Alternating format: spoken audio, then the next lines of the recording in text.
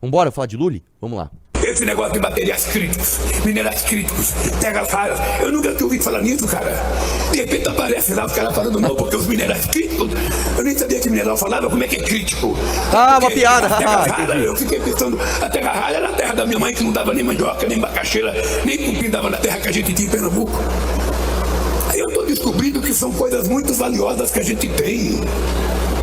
E que a gente nunca tomou conta disso. Pausa cara. aqui. Deixa eu falar uma coisa. Quem dera o problema do Lula fosse não saber que existem terras raras no Brasil e que basicamente você tem uma mina de ouro aqui, né? E que você não vai explorar. Vou te falar uma coisa, o Lula 1 e Lula 2, né? Pegou um presidente Lula muito mais novo, muito mais ativo, inclusive quando você pega, por exemplo, o governo Lula 1 e o governo Lula 2, o Lula era muito mais ativo em termos de direcionamento de política econômica, de articulação, de tudo. O Lula, ele era o presidente de verdade. Hoje o Lula é basicamente um super assessor de imprensa, né? Ele é o assessor de imprensa que aparece. Ele aparece na entrevista, viaja, aperta a mão de um, abraça, dá umas declarações, mas quem cuida de fato do governo dele são outras pessoas. O fato é o seguinte, o Lula 1 e o Lula 2, eles pegaram o tal do boom das commodities, que foi de fato o crescimento da China, né? A China, quando ele começou a crescer de forma absurda. Vamos lá, a China investiu muito, cara, em crescimento nos anos 80.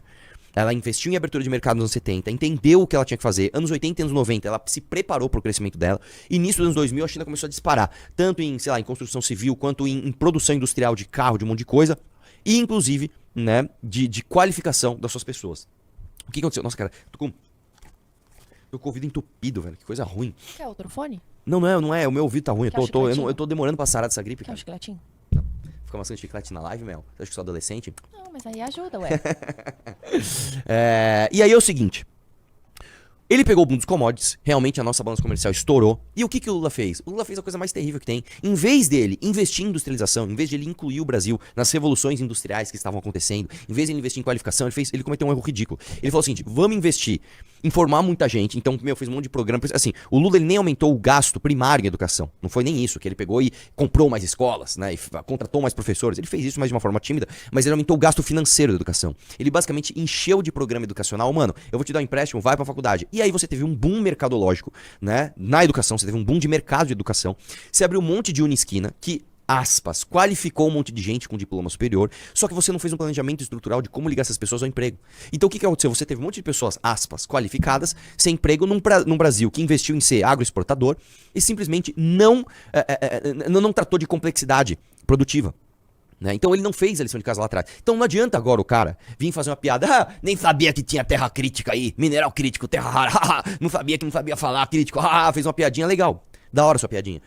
Mas ela reflete, na verdade, cara, um governo que ficou no poder por mais de 16 anos, 448 mais 4 da Dilma 12, mais 3, vamos por aí 15, mais quantos ele tá aqui? Mais uns, vai ficar mais 4, né? Então, ficou quase 20 anos no poder, e simplesmente não soube explorar, não são as terras raras somente, né? Tantas e tantas outras coisas que a gente poderia ter investido, a gente simplesmente não investiu. Hoje nós somos um país, como eu já falei, agroexportador, que importa tudo que importa no mundo, né? Porque a gente não consegue produzir nada. Então você tem um monte de engenheiro de Unisquina fazendo Uber e você falando que vai cuidar desse cara dando mais um auxílio. É isso, tá? Então a piada do Lula é de muito mau gosto, porque no fim do dia ela trata desse problema, né? E assim, vamos lá. É um absurdo, cara, um presidente da república vir se orgulhar da sua própria ignorância. Se você realmente não sabia terras raras, eu também não sabia, cara. Se me perguntasse há 5 anos atrás terras raras, eu ia saber alguma coisa de química ali, mas não sabia que o Brasil tem essa abundância. No máximo, eu ia falar do que o Enéas fala, como é que é? A areia monazídica de Guarapari, né? Eu não ia saber de fato disso. Só que se você tem um governo que é competente em termos de analisar os potenciais do Brasil, né? Não é você que fica rotando que descobriu o pré-sal, etc, etc. O mínimo que você precisava saber é que o Brasil precisava disso. E mais, eu vou dizer outra coisa também. Isso é uma coisa também que você tem que entender. Quando você abre um negócio, por exemplo, você abre um posto de gasolina, você vai lá, você vai investir o dinheiro e tal, você tem não só o investimento inicial para você começar a sua operação, mas você demora para o negócio entrar num ciclo de lucratividade. Algumas coisas no Brasil também vão precisar disso. Por exemplo, vamos supor que a gente não tivesse indústria automobilística. Tô dando exemplo, vamos supor que a gente não tem. Se a gente fosse criar uma indústria automobilística, você pode por aí, pelo menos uns 5 anos depois da sua criação, de déficit. Porque você demora para pegar a manha do mercado, você demora para ter volume a ponto do negócio dar lucro, né? Por isso que tantas montadoras vêm pro Brasil e elas investem, elas começam e depois não dá, e sai fora. A Jaque Motors é uma delas, né? Veio pro Brasil, ofereceu um carro muito barato, uma garantia de 6 anos na época, fez propaganda no Faustão, não sei o que lá, pô, tinha tudo para dar certo, só que não consegue se adaptar às especificidades do Brasil, as jabuticabas, né? E aí acaba indo embora. Isso é para tudo. Então quando a gente fala, olha só, quando a gente fala de aumentar a complexidade do Brasil, você tá falando de investimento de longo prazo que tem que começar, por exemplo, com o setor energético. Como é que você vai ter refino de terras raras? Como é que você vai ter indústrias aqui se a gente tem um gargalo, um grande gargalo chamado energia elétrica? Aí o Brasil, em vez de pegar e falar assim, vamos fazer o seguinte, vamos aprender coisas do mundo. Chama uma usina nuclear, uma empresa do exterior, vem pra cá, como todos os países do Oriente fizeram, tá? Os tigres asiáticos, todos eles fizeram isso. Chama a empresa que sabe fazer, vem cá, você é quem? Eu sou a João Nuclear Energetics. Vem cá, João, vem cá. Instale-se aqui. E comece a fazer sua operação, porque eu quero aprender com você como é que você faz. Vou te dar um monte de incentivo fiscal. Começa a fazer. Aí você aprende e desenvolve sua própria indústria. É isso que os países que deram certo fizeram, né? Não, a gente não faz isso. A gente fecha o mercado para essas empresas, a gente não investe nisso e a gente faz o contrário. A gente pega e cedia a COP, né, em Belém do Pará para travar a gente. Não, vamos ver como esses países que se desenvolveram, né? Vamos ver como esses países todos que estão 1000 anos à frente da gente vão vir aqui cercear o nosso crescimento. Vamos pôr a mão na nossa cabeça, não, daqui você não cresce, que tem que respeitar o crédito de carbono, né? Aí o Lula vem e faz uma piadinha com terra rara. Vamos lá? Bora. Ano que vem já tem a reunião marcada com o seu Alexandre, com o Rui Costa, com o Conselho Nacional de Política Mineral. Eu vou criar um conselho ligado à presidenta da República. Ninguém vai colocar o dedo nos nossos minerais críticos de terra rara, porque é nossa e nós vamos tomar conta disso. Mas, deixa eu falar uma coisa. Uma das coisas que as pessoas mais caem, uma das armadilhas que as pessoas mais caem, é nesse discurso pseudo-nacionalista, tipo, isso é meu e ninguém vai encostar, né? Durante todo o governo do PT, a gente ouve que o petróleo é nosso, o petróleo é nosso, o petróleo é nosso. Vou explicar pra você. Primeiro que assim, petróleo não é nosso coisa nenhuma, tá? No fim das contas, a gente tem ali, eu não vou lembrar agora a porcentagem, mas é por volta de 18% sendo explorado de fato, sendo produzido pelo exterior. Porque assim, o que é produzir petróleo, gente? Produzir petróleo é basicamente tirar ele de onde ele tá. Isso é muito difícil. Não é fácil.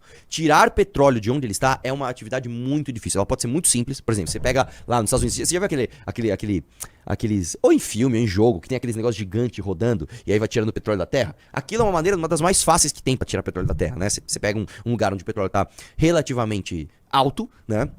Na terra, aí o que você faz? Você basicamente joga água pressurizada, porque a água é mais densa que o petróleo, e a água ela pressuriza ali aquela reserva e aí o petróleo jorra pra cima. É basicamente isso. Quando você vai tirar, por exemplo, petróleo do oceano, cara, é muito difícil. Você precisa de operações específicas para aquele lugar. É uma coisa você precisa construir plataforma, é uma coisa muito difícil. E a Petrobras tem toda a condição de sair na frente em termos competitivos mesmo de todas as outras empresas. Só que quando você produz o petróleo, então você tira o petróleo dali, você tem um tipo de petróleo que para cada lugar que você vai tirar, você tem um refino específico. E investir em refino de petróleo é muito caro, muito difícil, muito trabalhoso. Novamente, é um investimento que às vezes demora 5, 6, 7, 10 anos para ele começar a te dar lucro. Então o que a gente faz? Muito por conta também do nosso gargalo em refino de petróleo, a gente abre leilões de exploração e outras empresas ganham esses leilões. Então, quando você olha o Lula falando, o petróleo é nosso, isso é mentira. Grande parte do nosso petróleo, essas empresas retiram do solo e pagam os royalties. Tá? E beleza, a gente teria que analisar caso a caso onde valeu a pena ou não valeu. Nem saberia te dizer. Você tem que pegar caso a caso aqui e ver. O fato é uma mentira que a gente entende o Brasil como o petróleo sendo nosso. Isso é uma mentira, tá? Isso é um absurdo. Atrelado a isso, a gente faz uma outra coisa que é absurdo, que, não sei se você sabe, chama conteúdo local, tá? Conteúdo local, basicamente, é você estipular que até a terceira instância de prestação de serviço para exploração de petróleo, a empresa, ela tem de ser brasileira. Já falei várias vezes aqui. Então, você vai, por exemplo, você vai construir uma plataforma de petróleo. A empresa que constrói a plataforma tem que ser brasileira. Tá. Para você construir essa plataforma, você precisa de mangueiras de borracha. As mangueiras de borracha têm que ser feitas por uma empresa brasileira. Tá. Para você entregar a borracha para quem vai fazer a mangueira de borracha para colocar na plataforma de petróleo, você precisa também de uma empresa brasileira. Isso não é uma coisa boa quando você não tem acesso às melhores coisas do mundo para aquela cadeia de produção.